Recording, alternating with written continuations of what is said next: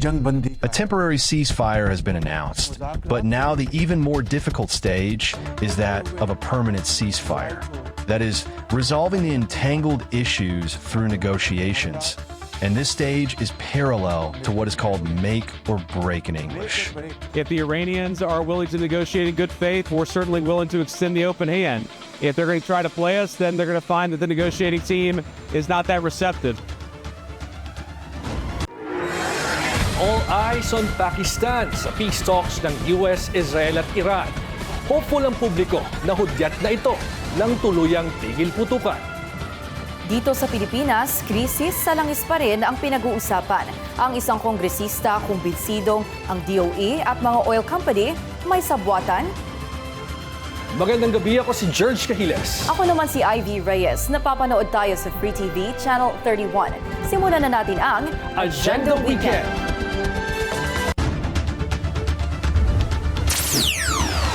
Delegado ng US, Israel at Iran maghaharap na para sa usaping pangkapayapaan. Giyera, mas sisiglab ba o lalamig na? 300,000 barrels ng diesel na in-order ng gobyerno sa Malaysia. Dumating na. Picture ng umano'y meeting ni Congresswoman Gloria Arroyo, kina Attorney Ferdinand Topacio at ilang vloggers. Resibo nga bang may kudeta sa Kamara?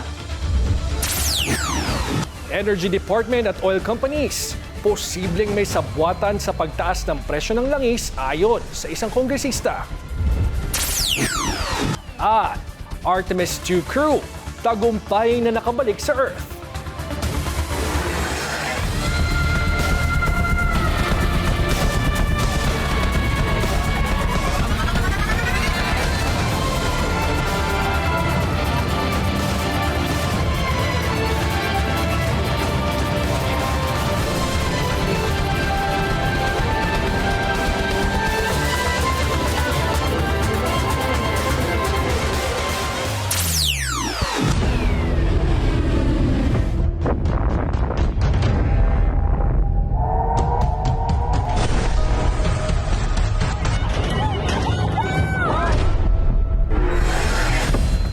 Touchdown Pakistan na ang delegasyon ng US at Iran para sa negosasyong pangkapayapaan.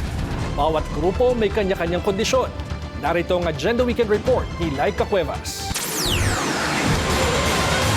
Dumating na sa Islamabad ang delegasyon ng Iran para sa inaabangang negosasyon para sa tigil putukan kasama ang US at Israel. Ayon sa Iranian state media, binubuo ang grupo ng 70 opisyal sa pangunguna ni Parliamentary Speaker Mohammad Bagher Kalibaf at Foreign Minister Abbas Araghchi. Present din ang ibang miyembro ng parlamento. Optimistic ang Pakistan na magiging mabunga ang pag-uusap ng tatlong bansa at handa raw silang magsilbing host hanggang matapos ang digmaan. A temporary ceasefire has been announced, but now the even more difficult stage is that of a permanent ceasefire.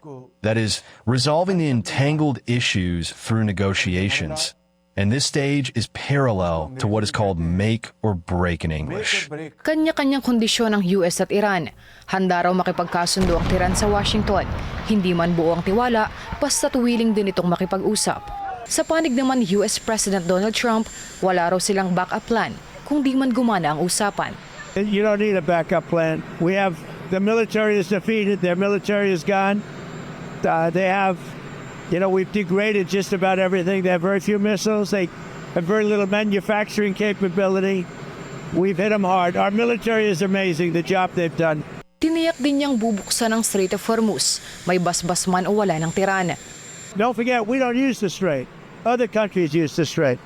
So we do have other countries coming up and they'll help out, but we don't use it. It won't be easy. It won't be, I would say this, we will have that open fairly soon. Si US Vice President J.D. Vance ang magiging kinatawan ng Estados Unidos. Bago sumakay ng eroplano, sinabi niya ang bilin ng kanilang Pangulo. We'll foresee, as the President of the United States said, if the Iranians are willing to negotiate in good faith, we're certainly willing to extend the open hand. If they're going to try to play us, then they're going to find that the negotiating team is not that receptive.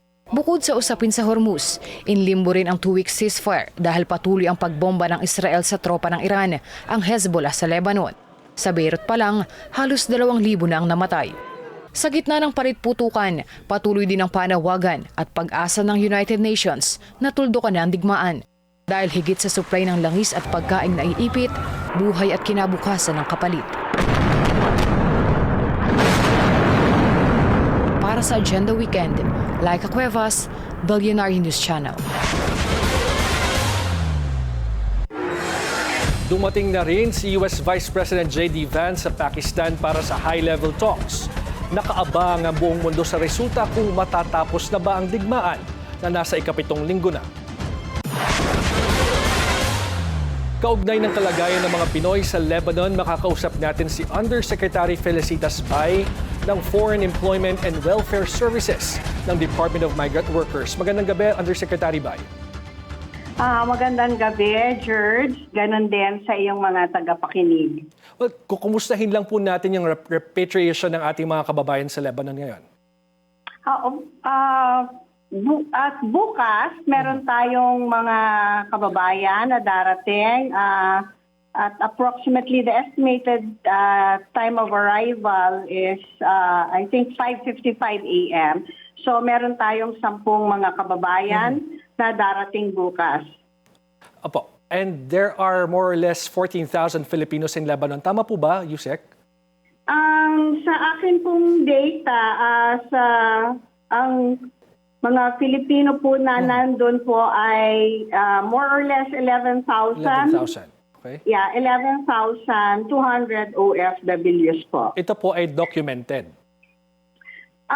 Sir, it's a combination na po, documented and undocumented because matagal na po tayong walang deployment Lebanon. So, marami po dyan ay undocumented. But ang ano naman po natin, ang atin naman pong mandato, whether you are documented or undocumented, yan naman po ay ating tutulungan. Do we know exactly where they are? Ito pong sinasabi niyong more than 11,000 OFWs at meron ho ba tayong updated database as in relation to the whereabouts of our OFWs? Opo. Sir, ang embahada naman po ng Lebanon sa pag-uugnay din po ng Migrant Workers Office, meron po tayong tinatawag na mapping sa kayong registration sa kanila.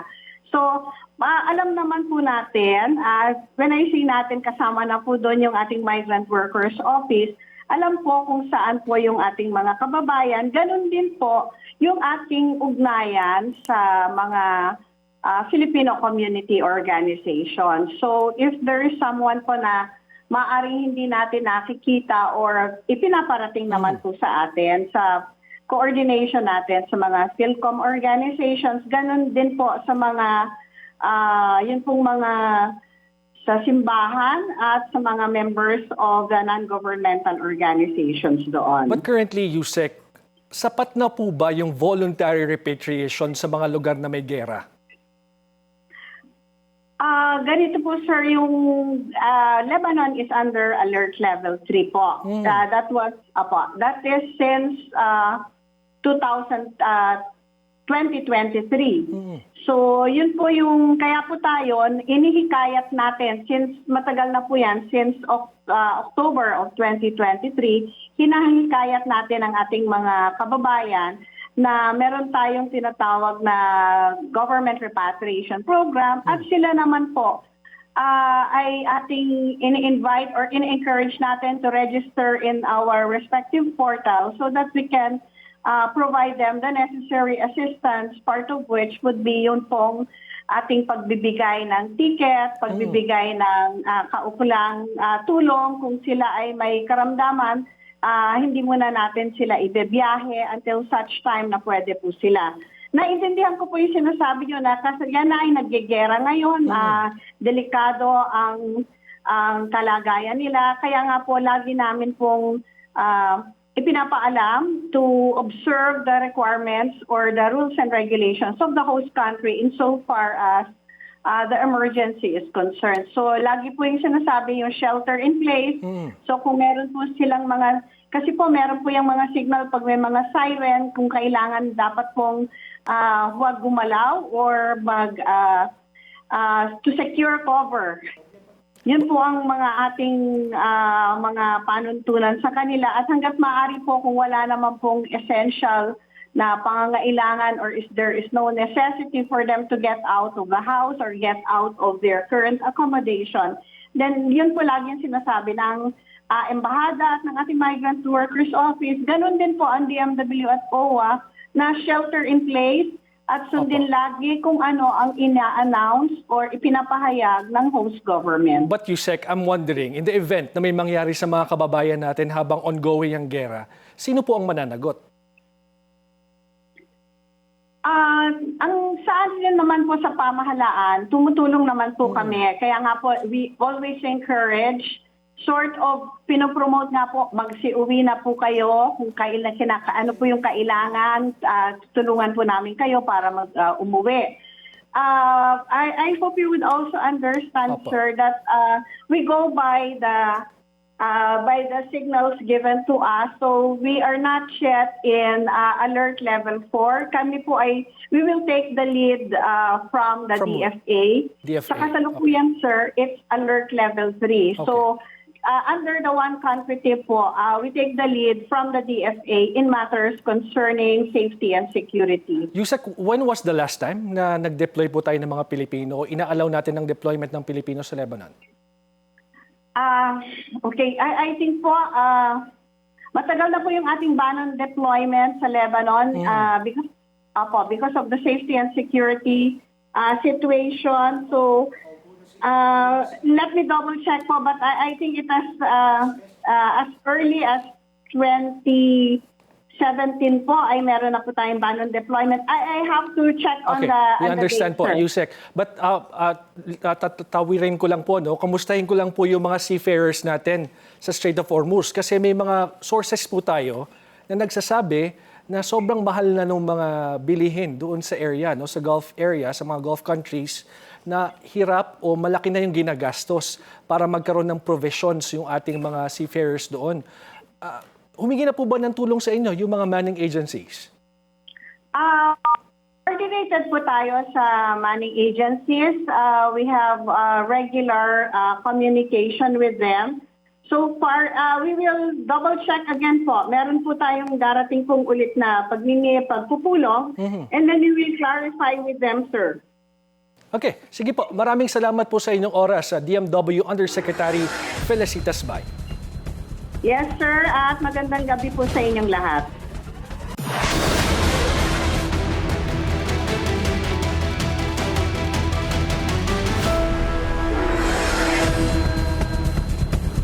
Posibleng makahinga raw sa jumbo oil price hike ang mga motorista sa susunod na linggo. Ayon sa industry source, double-digit ang pwedeng rollback ng mga produktong petrolyo. Ang detalye sa Agenda Weekend Report ni Che Sulit. Magandang balita para sa mga motorista. Posibleng umabot sa double-digit ang rollback ng produktong petrolyo sa susunod na linggo. Ayon sa isang industry source, posibleng bumaba ang presyo ng diesel ng 8 pesos and 80 centavos hanggang 10 pesos at 80 centavos kada litro. Ang gasoline naman, posibleng hindi gumalaw ang presyo. At kung bababa man, aabot ang rollback na 1 peso at 50 centavos kada litro. Giit ng source, pwede pang bumaba ang presyohan kung may klarong direksyon na ang ceasefire deal ng US at Iran. Kaakibat din sana nito ang mas maluwag na passage sa Strait of Hormuz. Pero kung hindi pa huhupa ang tensyon sa Middle East, posibleng mahila ulit pataas ang presyo ng langis. Nagpapasalamat naman ang ilang motorista dahil kahit papaano may pagbawas sa gastusin. Maganda kung magro-rollback talaga pero sana tuloy-tuloy yung rollback na hindi lang isang linggo kasi ang daming increase. Parang kung magro-rollback ng isang linggo, parang baliwala lang din. Kasi, di ba, sabi nga nila malabo nang bumalik talaga sa dating levels yung price. At least kung magro-rollback, yung sunod-sunod naman sana yung wag lang yung parang isang ano. Kasi mahirap na rin talaga eh. Sana po magawan po agad talaga nila ng paraan para bumalik po sa dati yung presyo po ng crudo. Ibinahagi naman ni Energy Secretary Sharon Garin ang pagdating ng shipment ng diesel ng Philippine National Oil Company Exploration Corporation mula Malaysia. Ayon sa kalihim, umabot sa 329,000 barrels o katumbas ng 52.3 million liters ng diesel supply ang binili ng pamahalaan. Una nang sinabi ng DOE na nasa 200,000 barrels ang average consumption ng diesel sa isang araw. Ayon din sa DOE, sapat pa ang supply ng langis ng bansa hanggang sa dulo ng Mayo. Panahon din ito para sa mga oil company na mag-replenish ng kanilang inventaryo. Batay naman sa pinakahuling datos mula sa Oil Industry Management Bureau ng DOE, nasa 50.42 days ang average fuel supply ng bansa, bahagyang mas mababa kumpara sa 50.9 days noong nakaraang linggo. Inaasahan din ng ahensya ang pagdating ng mas maraming batch ng petroleum delivery sa mga susunod na linggo. Sa ngayon, mahigpit pa ring binabantayan ng oil industry players ang volatility ng merkado, habang ang mga motorista at consumer humihiling na bumalik na sa dati ang presyo ng gasolina. Para sa Agenda Weekend, Che Sulit, Billionaire News Channel. Sumaklolo na rin ang private sector para tugunan ang epekto ng serye ng jumbo oil price hikes. Inilunsad nila ang e-transport program o ang pagde-deploy ng electric buses sa Metro Manila. Nagbabalik si Ches Sulit para sa detalye. Sa gitna ng sunod-sunod na big-time oil price hikes dahil sa sigalot sa Middle East, maraming drivers ang napipilitang magtigil pasada. Araw-araw iniisip po namin kung may sapat na kikitain. Malaki ang konsumo sa diesel at minsan napupunta lang sa diesel ang aming kita. Pag tumaas ang fuel price, ramdam agad namin dahil wala kami kontrol doon. Para kay Ramil Albano, chairman ng Transport Cooperative na Pamahod, isa pang pasanin ang high maintenance costs ng kanilang mga sasakyan. Kaya naman, inaanyayahan niya ang paglunsad ng Iwas Taas Pamasahe e-Transport Solution Program. Ayon kay Albano, duda siya sa paggamit ng electric vehicles sa pampublikong transportasyon dahil malaki ang puhunan para dito. Sa ilalim ng programa, ikakasa ang Electric Bus Initiative na pangungunahan ng private sector. Locally assembled electric buses ang ide-deploy para sa mga transport groups katulad ng Pamahod. Layo nitong maisulong ang mas abot kayang pampublikong transportasyon. Suportado ito ni Energy Secretary Sharon Garin dahil pinalalakas nito ang transition ng bansa para sa energy secure at cost-resilient mobility. Full circle to. You have renewable energy, which is indigenous, which is clean, environmentally friendly, and you have EVs that will protect the income of our drivers. The department welcomes innovative private sector programs that help accelerate the electrification of public transport. Giit ni Garin, kailangan ng palawakin ang electric transport bilang tugon sa external pressures sa ekonomiya dulot ng tensyon sa gitnang silangan. Umaasa pa rin kasi ang Pilipinas sa imported fuel kaya hindi raw nito kontrolado ang pagsirit ng presyo ng petrolyo. Iniulat din ng DOE na umabot sa mahigit 60,000 ang registered EV units sa Pilipinas nitong 2025 at patuloy lang din ang pag-usbong ng industriya. Para naman kay Senate Committee on Energy Chairperson Pia Cayetano, dapat magkaroon na ng sariling power source ang bansa. Kailangan mas marami pa tayong investors na gustong pumasok dito, makita nilang maganda ang climate sa Philippines na mag-invest para pumasok sila kasi marami hong opportunity para dito sa natural gas na hanapin within our country. Kasama ang mga tsuper, patuloy rin ang panawagan ng iba't ibang sektor para sa ginhawa sa gitna ng energy emergency na hinaharap ng bansa. Para sa Agenda Weekend, Che Sulit, Billionaire News Channel. Pinamamadali na ni Public Works Secretary Vince Dizon ng konstruksyon ng mga bypass road sa Tarlac. Sa oras na matapos, malaking ginhawa raw ito sa pagbiyahe ng produkto ng mga magsasaka. Yan ang Agenda Weekend Report ni Ched Gatchalian. Malayo pa ang iniikot ng ilang magsasaka sa Tarlac para lang maihatid ang kanilang produkto sa pamilihan. Ang isang bypass road kasi sa Bamban, 6 taon na raw nakatenga. Kaya nang mag-inspeksyon si Public Works Secretary Vince Dizon sa 2 bypass roads Tarlac, sinabi niyang kailangan nang madaliin ang konstruksyon ng mga hindi pa natapos na bypass roads. Very important yon nationwide. Mas mapapabilis natin ngayon yung opening ng mga kalye. Napabudget ko na yung 700 million. Natapusin na natin lahat mga once and for all. Kabilang dito ang Estrada Navy New Clark City Bypass Road sa bayan ng Capas, maging ang Concepcion Bamban Bypass Road.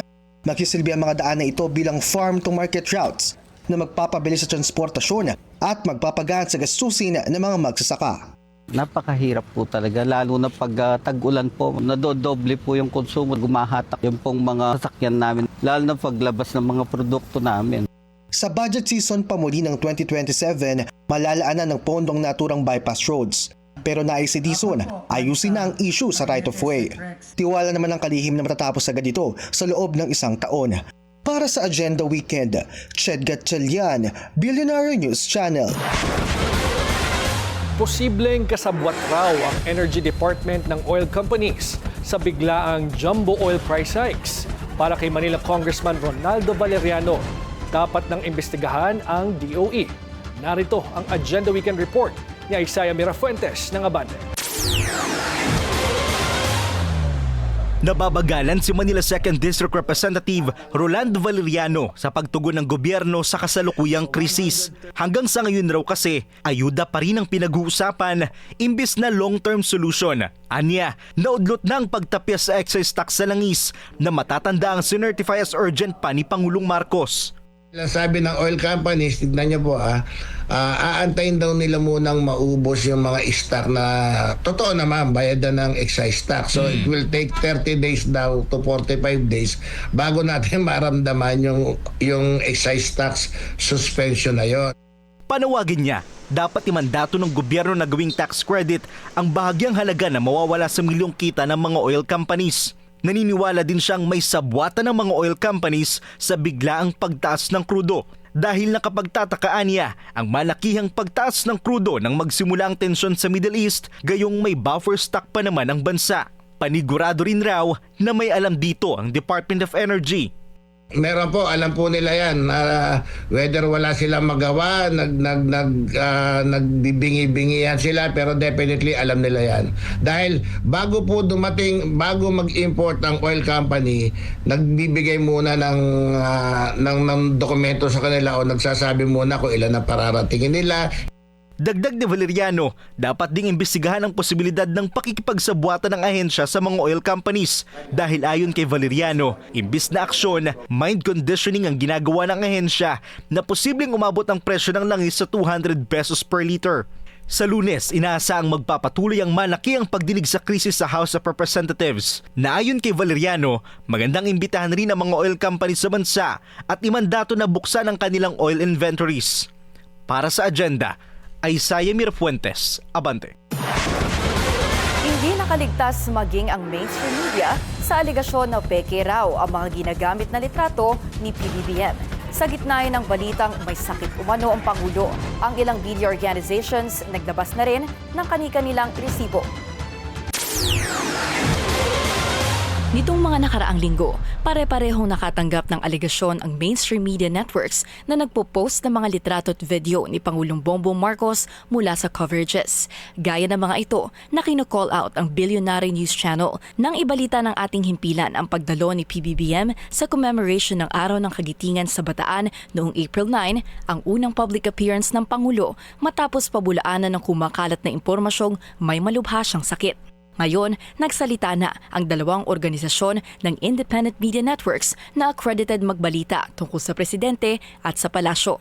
Ayon sa Presidential Photojournalists Association o PPA, independent at non-partisan ng organisasyon dahil established news organizations ang kanilang pinagmumulan, kaya hindi pagbaling kay PBBM ang pagtindig nila laban sa misinformation. Kabawasan din daw sa pag-alala sa mga yumaong bayani ng bansa ang pagpapakalat ng fake news dahil nalilihis ang atensyon ng tao mula sa taimtim at makasaysayang araw ng kagitingan patungo sa anilay fabricated claims na kabawasan din sa kanilang propesyon. Ang Malacanang Cameraman Association o MCA naman na binubuo rin ng video journalists ng malalaking media network nagpakita ng resibo.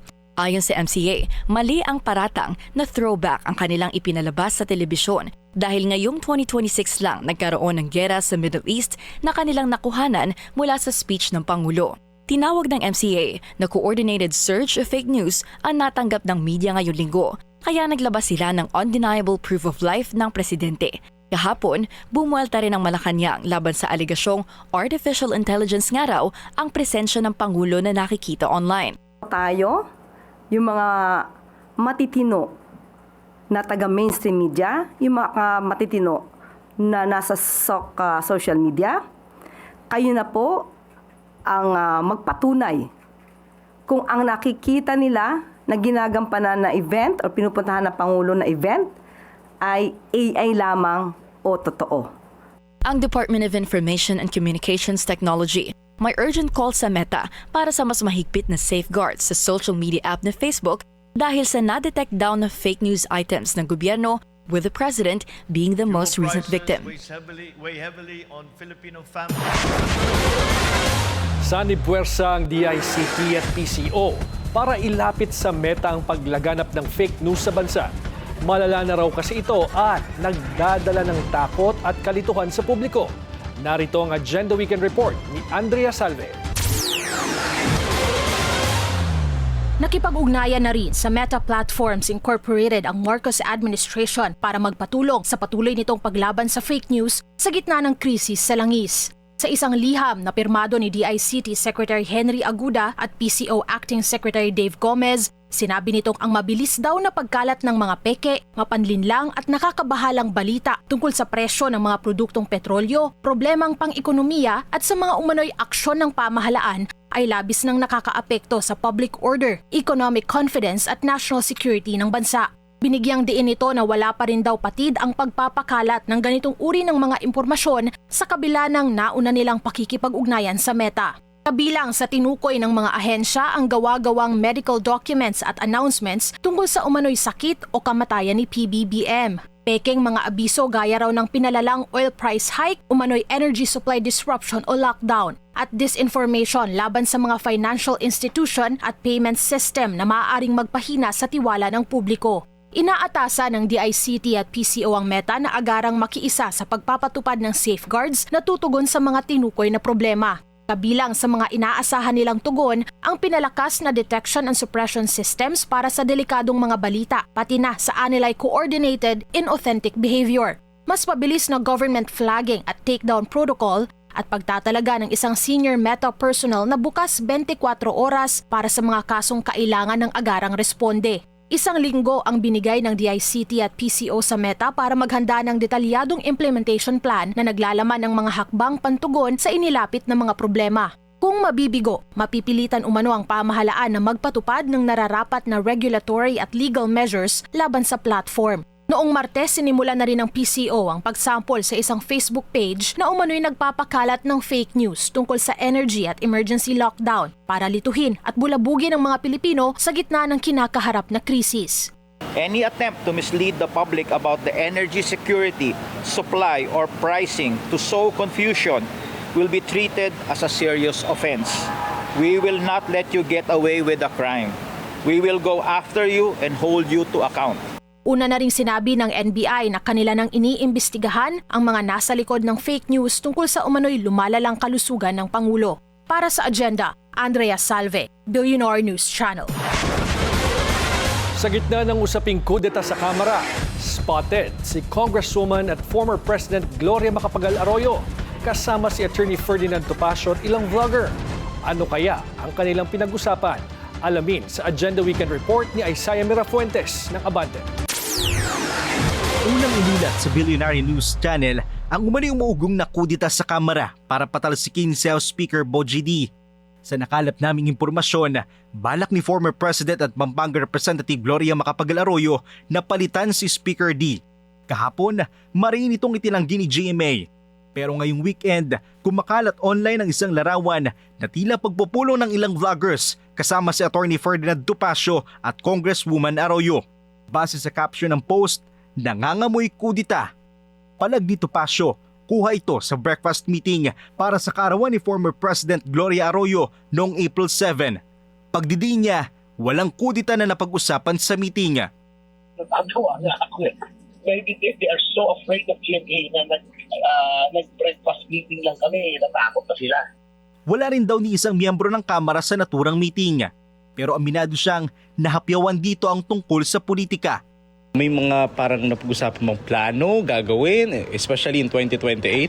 Mga tentative plans, like who are the possible contenders for president, etc. Mga ganon. We talked about politics. Siyempre, politiko yun eh. How can you avoid not talking about politics? Pero yun lang nangyayari. Aniya, ang pagbibigay kulay ng publiko sa pagsasama nila ni PGMA ay tila diversionary tactics lang para malihis ang usapan mula sa kapalpakan ng gobyerno at sakit raw ni PBBM. Kapansin-pansin rin kasi online na kumakalat na may sakit raw si PBBM. I caution the public about spreading unfounded rumors about the president because regardless of your political affiliation or your stand with respect to the governance of the president, he is still our president. Samantala, nauna nang itinanggi ng Malacanang aligasyong may sakit ang Pangulo at iginit mismo ni PBBM na maayos ang kalusugan niya. Para sa agenda, Isaiah Mirafuentes, Abante. Samantala, posible nga bang pumasok ng car ang bagyong minomonitor ngayon ng Pag-asa? Humingi tayo ng update mula sa ating resident meteorologist Benson Estareja. Benson? Yes, good evening, Miss Ivy. Ganun din sa ating mga taga-subaybay. Update tayo regarding kay typhoon with international name Silaku. Ito po ay nasa may Pacific Ocean pa rin as of 3 in the afternoon at huli namataan 2,770 kilometers east of northeastern Mindanao. Patuloy po ang paglakas ito habang binabagtas pa rin ang mainit na karagatan. Ngayon nasa typhoon category at 140 kilometers per hour pero hindi pa rin natin inaalis yung tsansa na lalakas pa ito bilang isang super typhoon. Base naman po sa assessment ng Pag-asa, maliit lamang ang tsansa na ito ay tumama sa ating kalupaan or maglandfall at maliit din ang tsansa o lumiliit ang tsansa sa ngayon na ito ay papasok pa ng ating PAR. Kung sakasakali po na pumasok, ito ay papangalanan natin na Kaloy around late next week. So that's around Friday or Saturday pa. At wala nga nakikitang direktang epekto. So ibig sabihin, mananatili pa rin ang generally fair weather conditions sa mga susunod na araw sa ating bansa. Within the next 24 hours, halos katulad pa rin na weather system or weather systems po ang makaka-apekto sa ating bansa. Yung high pressure area na nasa may northern Luzon, magdadala pa rin ng maaraw na panahon at maliit na tsansa ng ulan. Sa natitirang bahagi ng bansa by tomorrow, meron lamang mga isolated rain showers or thunderstorms naman pagsapit ng hapon, lalo na sa may eastern Visayas at sa Mindanao. At yung heat index po natin, nandyan pa rin. No? We're seeing na meron pa rin mga dangerous levels of heat index. Nasa 42 to 43 degrees ang naramdamang init ngayon at mararamdaman bukas dito po sa may Giwan, Eastern Samar, maging sa ilang bahagi pa po ng ating bansa. No? For Metro Manila, nasa hanggang 41 degrees ang posibleng maramdamang init. Kaya ang payo pa rin sa ating mga kababayan ay uminom pa rin ng madalas ng tubig at make sure po na meron tayong protection sa init gaya ng payong at sombrero kung lalabas sa tanghali. Yan muna latest mula dito sa weather forecasting po ng Pag-asa. Balik po sa inyo. Alright, patuloy nating babantayan ang lagay ng panahon. Maraming salamat, Benson. Matagumpay na nakabalik sa Earth ang 4 na astronaut ng Artemis 2 matapos ang halos 10 araw na space mission at pag-ikot malapit sa buwan. Lumapag ang Orion capsule sa Pacific Ocean gamit ang parachute. Ito ang unang human mission na umabot malapit sa buwan sa loob ng more than 50 years. Sa isang social media post, sinabi ni US President Donald Trump na proud siya sa Artemis 2 crew. Dagdag pa niya, next stop, Mars. Target ng Artemis program na makapagpadala pa ng mga astronaut sa buwan simula 2028. Demolition job lang. Health Secretary Ted Herbosa pumalag sa umano'y kapabayaan sa na-expire na gamot at bakuna. Susunod yan sa Agenda Weekend.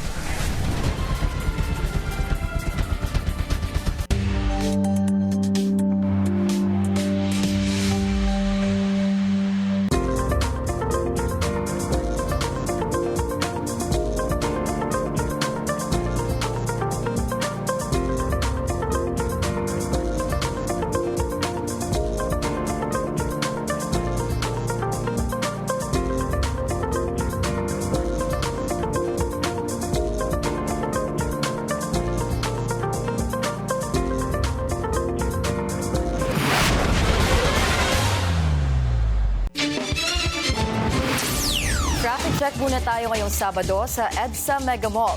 Maluwag ang daloy ng mga sasakyan sa southbound at northbound lanes. Abiso po sa ating mga motorista. Asahan na ang mabigat na trapiko ngayong weekend hanggang Lunes dahil sa konstruksyon ng Metro Manila Subway Project. Ayon sa DOTR, ibabiyahe kasi ang isang tunnel boring machine papunta sa Tandang Sora Station. Pinapayuhan po ang mga motorista na gumamit muna ng alternatibong ruta. Posible raw na DOH Mafia ang nasa likod ng mga reklamong inihain laban kay Health Secretary Ted Herbosa. Dumipensa naman ang kalihim sa higit 1 bilyong pisong na expired na gamot at bakuna. Ang detalye sa Agenda Weekend Report ni Ryan Reloban ng Abante. Umani ng kontrobersya ang ulat na umaabot sa mahigit 1 bilyon at kalahating piso ang halaga ng mga na-expired na gamot at bakuna laban sa COVID-19. Dahil dito, naghain ng reklamo sa Office of the Ombudsman ang ilang concerned Department of Health employees laban kay Health Secretary Ted Herbosa. Pero ayon kay Secretary Herbosa, wala pa siyang natatanggap na opisyal na kopya ng reklamo mula sa Ombudsman, kaya naghihintay pa siya ng kompletong dokumento bago maglabas ng formal na sagot. And I think from the very beginning, you've seen so many of these cases since June of last year. Ang dami na nag-file. 13 na yung nabilang ko. I've not received a single one from the Ombudsman. So I'm waiting for the complete file so I can answer officially. Dagdag pa ni Herbosa, matagal nang usapin ang tungkol sa expired COVID-19 vaccine dahil bahagi ito ng ulat ng Commission on Audit. Anya hindi rin siya ang kalihim ng DOH noong binili ang mga naturang bakuna. Kaya wala raw siyang kasalanan kung na-expired ang mga gamot at bakuna. Dagdag pa ng kalihim, mas mababa sa 10% ng kabuang nabiling bakuna ang kabilang sa mga nag-expired, na anya ay pasok pa rin sa pinapayagang stockpile para sa public health emergency. Kasabay nito, inihayag din Herbosa ang hinala na posibleng may demolition job laban sa kanya sa loob mismo ng ahensya. Hamon ni Herbosa sa mga concerned DOH employees na magpakilala. Theory ko is yung concerned DOH employees, yan yung DOH mafia na tinatawag nila. Sino yung mafia? Na-discover ko kasi meron ding corruption sa DOH. So na-sideline ko sila. Kesa habulin ko sila, sinideline ko sila. Ang tawag doon, quarantine. Una nang sinabi ng DOH na patuloy silang makikipagtulungan sa anumang investigasyon upang malinawan ang issue sa umano'y expired na bakuna at gamot. Para sa Agenda Weekend, Ryan Reloban, Abante. Pinaiimbestigahan ng grupong Bayan sa Commission on Human Rights ang Safer Cities Plan ng Interior Department. Sa halip daw kasing unahin ng pagtugon sa krisis, pinagdidiskitahan ang mga ordinaryong Pilipino. Nagbabalik si Ryan Reloban para sa detalye. Nasa mahigit 53,000 katao na ang nasita at binigyan ng violation ticket sa 5 araw na Oplan Galugad, Oplan Sita sa ilalim ng Safer Cities Initiative ng DILG sa buong lungsod sa Metro Manila. Sinimula ng programa noong April 6, kung saan kahapon lamang April 10 halos 10,000 ang lumabag sa iba't ibang ordinansa. Diretso lang ang lakad. Kabilang na ang halos 3,000 na nag-iinuman at naninigarilyo sa mga pampublikong lugar. Sinundan ng halos 800 na walang suot na damit pang itaas at higit 800 na minor de edad na lumabag sa curfew hours. Nasampulan din ng mahigit 200 na nagkakaraoke na lagpas alas 10 ng gabi at higit 5,000 naman sa iba pang paglabag. Sa datos ng PNP, pinakamaraming violators na naitala ang Southern Police District na nasa higit 3,000. Ito ay sa Makati, Taguig, Pateros, Pasay, Las Piñas, Muntinlupa at Parañaque.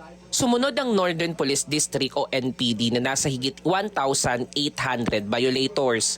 Nasakop ang Caloocan, Malabon, Navotas at Valenzuela City. Higit 1,700 violators naman ang naitala ng QCPD, habang halos 1,600 ang Eastern Police District o EPD na hawak ang Pasig, Mandaluyong, Marikina at San Juan City. Nananatiling may mababang bilang naman ang Manila Police District na nasa halos 1,500. Sa kabuang bilang ng mga lumabag, 4,011 ang pinagmulta, 91 ang sinampahan ng reklamo, habang 5,708 ang binigyan ng warning. May iba't ibang reaksyon naman tungkol dito ang ilang grupo maging sa social media posts. Ang grupong Bayan nanawagan sa pamahalaan na agad ipatigil ang programa at imbestigahan ng Commission on Human Rights or CHR kung saan mas lalo lang anilang pinahihirapan ng gobyerno ang mga Pilipino sa gitna ng krisis. Tingin natin, ginagawa ito ng pamahalaan para lumikha ng takot sa mga komunidad at pigilan na magsalita ang mga tao, magprotesta sa matinding kahirapan at pagiging inutil ng pamahalaan na kontrolin ang presyo ng mga bilihin. Sinabi pa ni Palatino na pinaplansya na ng maraming progresibong grupo ang isa sa gawang malawakang kilos protesta sa May 1, 2026. Para sa Agenda Weekend, Ryan Reloban, Abante. Tumamlay ang turismo sa Baguio City dahil sa krisis sa langis. Bukod sa mga kanseladong event, limitado na rin ang mga umaakit na bus. Ang detalye sa Agenda Weekend Report ni Dobby de Guzman. Dahil sa patuloy na pagtaas ng presyo ng produktong petrolyo, kinansela ng mga local government units sa Cordillera ang mga pinakaabangang festival at town fiesta. Sa report ng Department of Tourism, 3 sa mga ito ay sa Mountain Province, 6 naman sa Ifugao. Ang ilang piyesta ay pagpapatuloy pa rin, pero iniklian at piling aktibidad lamang ang isasagawa. Ang concern talaga natin ay business continuity. Katulad kung halimbawa, ang component ng isang festival ay merong exhibition or fair, no, or selling fair.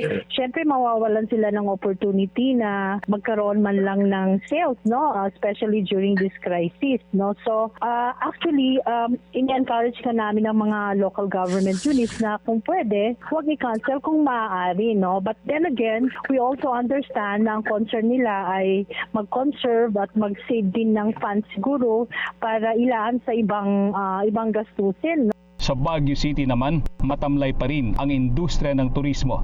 Pinangangambahang makakaapekto pa rito ang pagbabawas ng biyahe ng mga bus. Katunayan, naglabas na ng abiso ang Victory Liner na dahil sa krisis sa langis, apektado ang bilang ng kanilang mga biyahe. Simula kahapon, binawasan na ng Solid North Bus ang biyahe nitong Baguio to Manila, Manila to Baguio. Mula sa 48 unit, 10 na lang ang bumibiyahe ngayon.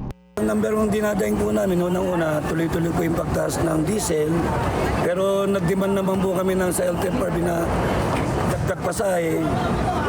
Hindi ba napapagbigyan. Sa susunod na linggo, magbabawas na rin ng biyahe ang ilang bus na biyaheng Baguio. Sa hirap ng buhay, konsumisyon daw ang dulot nito sa mga pasahero. Wala tayong choice kung yun yung gusto nilang mangyari. Kaso, dapat meron pa rin silang consideration. Ang nakikitang alternatibo ay mga pampasaherong van. Yun nga lang ay kailangan nilang pagtiyagaan ang mas mataas na pamasahe. Ayon kay Mayor Benji Magalong, base sa report ng Baguio Tourism Council, sa mga susunod na linggo, babagsak sa hanggang 60% ang tourist arrival sa Baguio. Para sa Agenda Weekend, Dobby de Guzman, Bilyonaryo News Channel, Baguio City. Katao ang sugatan matapos magbanggaan ng isang motorbangka at passenger vessel sa Zamboanga City Biyernes ng gabi. Ayon sa PCG, naglalayag ang MV Sug Adventure Powercraft nang magka-engine malfunction ng isang motorized bangka. Nawalan ng kontrol at mabilis o bumilis ang takbo dahilan ng banggaan. Ligtas naman ang 3 sakay nito, bagamat nagtamo ng sugat. Iniimbestigahan pa rin ang insidente.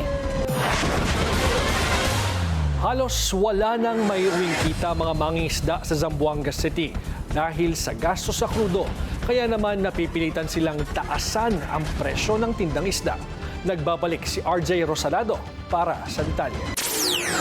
Isang maliit na motorized bangka ang gamit ni Alcaid Musa sa kanyang pangingisda. Dati nasa 500 pesos lang ang kanyang ginagastos para sa gasolina para sa buong araw na biyahe sa laot. Pero ngayon, umaabot na ito ng humigit 1,000 piso. Kaya halos kakarampot na lang daw ang kanyang naiuwi para sa kanyang pamilya. Tiis-tiis na lang. Tiis-tiis na lang. Maghintay na lang magbabang gastos sa Japan. Dahil paglawad. Kung bababa, kung tataas. Tama kung gawa. Ang ilang mga mangingisda mula Basilan, Sulu at Tawi-Tawi ay binabiyahe pa sa Zamboanga City ang kanilang mga huli para dito ibenta. Dagdag sa operational cost ito sa kanila dahil nagtaas na din ang cargo fee ang ilang cargo vessel. Gaya sa cargo vessel ni Robin Sarajan na umaabot na sa 300 pesos ang bayad sa kada kahon mula 250 pesos. Dumoble na rin kasi ang kanilang ginagastos sa konsumo ng diesel. Mula 10,000, sumipa na ito sa 20,000 pesos kada biyahe. Dumoble talaga yun kasi 150 na nga, 140 yung diesel. Times 2 ngayon yung diesel namin. Dahil sa pagtaas ng transport cost, hindi maiwasan ng mga fish vendor na taasan din ang kanilang mga benta. Si Abduhalik Jubdani, 50 pesos kada kilo ang kanyang patong sa mga isdang bato. Pero halos 30 pesos lang daw dito ang napupunta sa kanyang kita. Kasama pa yung labor, kasama pa yung gastos ng arkila dito. Kunti lang makuha namin. Siguro mga 30 pesos lang. Sa pagdeklara ng state of calamity sa Zamboanga City, gagamitin ang 30% Quick Response Fund para mamigay ng ayuda sa mga vulnerable sector at kasama na dito ang mga mangingisda. Sa ngayon, inaayos na ng lokal na pamahalaan ang listahan ng mga mabibigyan ng cash assistance. Para sa Agenda Weekend, RJ Rosalado, Billionaire News Channel. Oversupply naman ng isdang tamban ang problema sa Sorsogon. Matapos mag-viral ang massive fish dumping, itinanggi ng provincial government na konektado ito sa krisis sa langis. Narito ang Agenda Weekend Report ni Dexter Ganibe ng Abante. Nilinaw ni Sorsogon Governor Jose Edwin Hamor, walang mangingisdang nalugi sa nangyaring oversupply at pagtatapon ng mga nahuling tamban sa Bulan, Sorsogon kamakailan. Sa panayam sa Abante sa tanghali weekend, sinabi ni Governor Hamor, kumita na ang mga mangingisda sa unang huli nila na naibenta at tanging ang sobrang huli lang ang naitapon. Ang sobra lang tinapon nila. Sorry po, mali po yung informasyon na nakuha nyo. Wala pong nalugi. Sobra pa nga. Yung sumobra, tinapon nila. Kasi wala na nga yelo. Wala nang bibili kasi nun eh. Okay. Pero yung una nilang hango, naibenta. Ayon sa gobernador, 2 oras lang na hindi maibabad sa yelo ang mga huling tamban ay masisira na ito. Kinampihan din ni Gob si Bulan Mayor Romeo Gordola sa ibinunyag ni Ferdinand Hicap, presidente ng Pambansang Lakas ng Kilusang Mamamalakaya ng Pilipinas o Pamalakaya, na hindi pinapapasok ang mga hindi taga-roon na trader para mamili sa Bulan Fish Port. Hindi ko po pinasisinungalingan anong sabi niya, pero taga rito po kami kaya mas alam namin. Pinapayagan niya ang mga biyahero sa Bulan Fish Port pero nagkataon lang na walang trader na bumiyahe dahil sa holiday. Kaya inilunsad niya ng provincial government ang programang layuning umunlad ang Sorsogon o Plus. Namimili po ang Kapitolyo, madaling araw, pinababahagi ko po sa bawat barangay na libre. Pinatitiyak naman ni Senador Kiko Pangilinan sa BIFAR na kapag nagkaroon ng sobrang supply ay hindi na mauulit ang pagtatapon nito. We will make the necessary representation sa BIFAR at alamin kung mauulit ito, ano ang magiging aksyon. Sinabi ni BIFAR Director Eliezer Salilig, matapos ang insidente noong Semana Santa, pinalakas pa nila ang monitoring para agad na makapagpadala ng mga reefer ban kapag sumobra ang huli. Tuwing Marso hanggang Abril ang season ng lawlaw sa Burias at Ticao Pass. Para sa Agenda Weekend, Dexter Ganibe, Abante. 2 Pinoy sports superstars ang nagkita sa isang NBA game sa New York. Ibinahagi ng New York Knicks online ang video ng interaction ni na boxing legend Manny Pacquiao at Phil-Am basketball star Jordan Clarkson sa Madison Square Garden. Matatandang naglaro si Clarkson para sa Gilas, Pilipinas noong 2018 Asian Games at 2023 FIBA World Cup.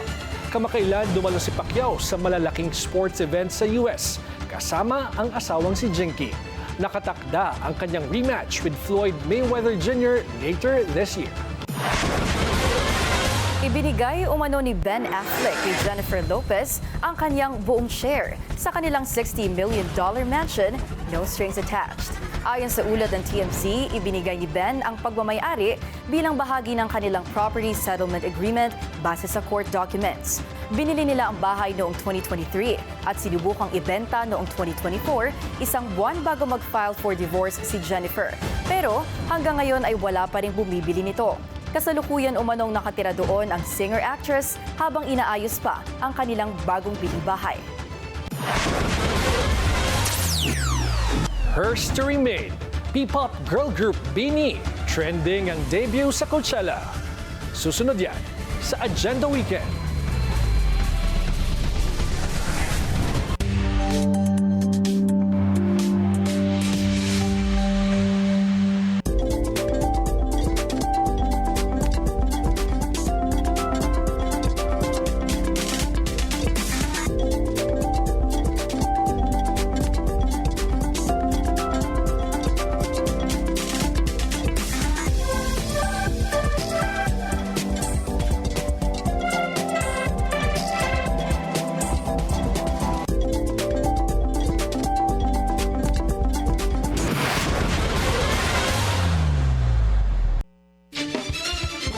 Isang programang inilunsad ng SM para ibalik ang interes ng kabataan sa physical sports. Silipin natin yan sa Agenda Weekend Report ni Isaiah Mirafuentes ng Abante. Sa mundong mabilis ang paglago ng teknolohiya, tila napag-iwanan ang mga gawaing nakasanayan ng mga naunang henerasyon. Maging sa mundo ng sports, unti-unti nang nakakalimutan ang mga larong matagal na humubog sa buhay ng kabataan dahil sa dumaraming online games. Pero may ilan pa rin kagaya ng 16 years old na Filipino-Canadian na si McConnor na nahuhumaling sa larong pickleball. Kwento niya, nagsimula siyang maglaro nito noong 10 years old pa lamang siya matapos ayain ng kanyang pamilya at kaibigan. I met so many people through pickleball. Like, I've made so many friends on and off the court. Like, we're hanging out on and off the court nowadays. And just that sense of the social aspect of pickleball. Pero alam ni McConnor na maraming kabataan ang umaayaw sa physical sports at mas pinipiling umupo sa harap ng monitor o hawakan ng kanilang cellphone. Ito ang gustong mabago ng SM Supermalls. Dahil dito, isang taon nang umaarangkada ang SM Active Hub para maengganyo ang kabataan sa physical sports tulad ng basketball, football at kasama na rin ang fun run. Layo ng programang ito na maglaan ng espasyo para sa physical sports sa mga SM Supermalls. Kagaya na lamang dito sa SM Mall of Asia. Sa itaas na bahagi ng mall ay may football field na bukas para sa lahat. Hangarin ng SM na maengganyo mga kabataang Pilipino sa physical sports sa kabila ng patuloy na pag-igting ng teknolohiya sa mundo. Pangako ng SM Active Hub na hindi lang negosyo ang kanilang palalaguin, kundi maging ang magandang kalusugan ng Pilipino. Para sa agenda, Isaiah Mirafuentes, Abante. Ipinagdiwang sa Las Vegas Strip ang Bruno Mars Day bilang parangal sa pop singer. Pinangalanan dito ang isang kalsada bilang Bruno Mars Drive habang nakatanggap din ang singer ng The Key to the Strip. Nag-donate din siya ng $1 million para sa isang children's hospital. Ginanap ang Bruno Mars Day hours before the start of The Romantic Tour sa Allegiant Stadium. Pagkilala raw ito kay Bruno bilang isa sa biggest entertainer sa Las Vegas. There's no slowing down for Eldro Yulo. Pasok ang young gymnast sa horizontal bar finals sa Croatia World Cup matapos makuha ang 7th place sa qualifications. Yan at iba pang detalye sa Agenda Weekend Report ni Sheila Salaysay.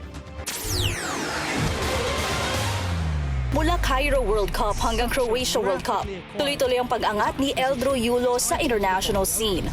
Matapos ang bronze medal finish sa floor exercise sa Cairo, muling nagpakita ng lakas ang Pinoy gymnast sa Croatia sa isang impresibong qualifying performance. Nagpakitang gila si Yulo sa men's floor exercise qualification matapos magtala ng 14.200. Isang score na pansamantalang naglagay sa kanya sa tuktok ng standings sa may higit 50 gymnasts na kasama sa laban.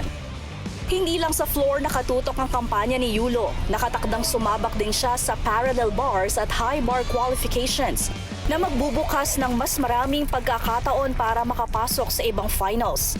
Sa sunod-sunod na malalakas na performance sa world stage, patuloy na pinapatunayan ni Yulo na kaya niyang makipagsabayan sa pinakamauhusay sa mundo. Nakadakdang gawin ang mga finals ngayong weekend kung saan muling tatangka si Yulo na maiangat ang bandila ng Pilipinas. Para sa Agenda Weekend, Sheila Salaysay, Billionaire News Channel. K-pop girl group BINI makes history as the first Filipino act na nag-perform sa Coachella. Binigyan nila ng high-energy show ang international crowd habang suot ang Pinoy-inspired outfits, all while singing hit songs tulad ng Karera, Salamin-Salamin at Pantropiko. Magpa-perform ulit sila sa second week na music festival sa April 17. Ilang oras bago ang kanilang Coachella performance, pinangalanan din ng BINI bilang Global Force Honoree ng Billboard USA. Paparangalan ang 8 miyembro sa Hollywood Palladium sa April 29. It's a huge honor and we dreamed about it, but we never assumed, we just focused on our work, show after show, song after song, and to be recognized, to be seen this way now, we're just grateful. And congratulations sa BINI. Congrats, BINI. So much in store for you guys. At speaking of... Exactly. Congratulations din sa ating kasamahan na si Mateo Gudicelli, because Mateo G Primetime starting tonight, 7 p.m. Yes, after Agenda Weekend. So, we'll wait for that. Yes, at ang guest niya tonight, yung Ay. power couple Ryan Agoncillo and Judy Ann Santos, kaabang-abang. Kaya, yan ang ating Agenda Weekend ngayong Sabado. Para sa mga karagdagang balita, bisitahin ang aming official website, bnc.ph. Ako si Ivy Reyes. At ako si George Cahiles. Sa bawat issue, may anggulo at ang balita, may agenda.